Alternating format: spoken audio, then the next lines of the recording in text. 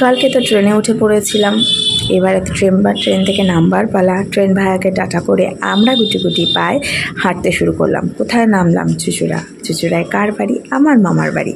তো মামার বাড়ি মানেই তো ভারী মজা। তো সবার ছবিটা একটু বাদ দিয়ে আমার ছবিটা একটু দেখাতে শুরু করলাম। দেখো কি আনন্দ, মাথাটা টুমটুম করে দোলাতে দোলাতে প্ল্যাটফর্ম থেকে নিচে নেমে পড়লাম। কারণ তাড়াতাড়ি টোটো ধরে তো মামার বাড়ি পৌঁছাতে হবে, কারণ পুজো তো শেষ হয়ে গেছে। তাই জন্য মা মালা মিষ্টি দিয়ে মা পুজো করে দিচ্ছিল, আর আমি সেই বিশেষ মুহূর্তটা ক্যামেরা বন্দি করলাম। জয় বাবা লোকনাথ, তুমি সবার ভালো করো, সবাইকে সুস্থ রেখো, সবার মনের আশা পূর্ণ করো।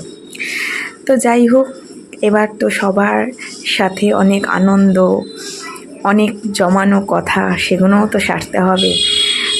অনেক আত্মীয়রা এসেছিল, অনেক দিন পর সবার সাথে দেখা। হয়তো বিশেষ কিছু মুহূর্ত আমরা নিতে পারিনি, তো যেটুকুনি নিয়েছে সেটা তোমাদের সাথে শেয়ার করছি। আর এই যে ঠাকুর ঘরটা, এখানে আমার ছোটোবেলার অনেক স্মৃতি জড়িয়ে আছে, যেখানে দাদু পুজো করতো, দিম্মা পুজো করতো।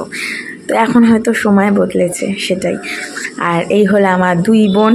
হ্যাঁ, দুই বোনের সাথে তো চিরকাল মজা আনন্দ এগুলো তো থাকবেই। এখন সবারই বিয়ে হয়ে গেছে, সবাই ব্যস্ত, কিন্তু ব্যস্ততার মাঝেও আনন্দটা কি ভুলতে পারবো? সত্যি সেই দিনগুলো খুব মিস করি, যখন আমরা একসাথে 4 ভাই বোন একসাথে অনেক আনন্দ করতাম।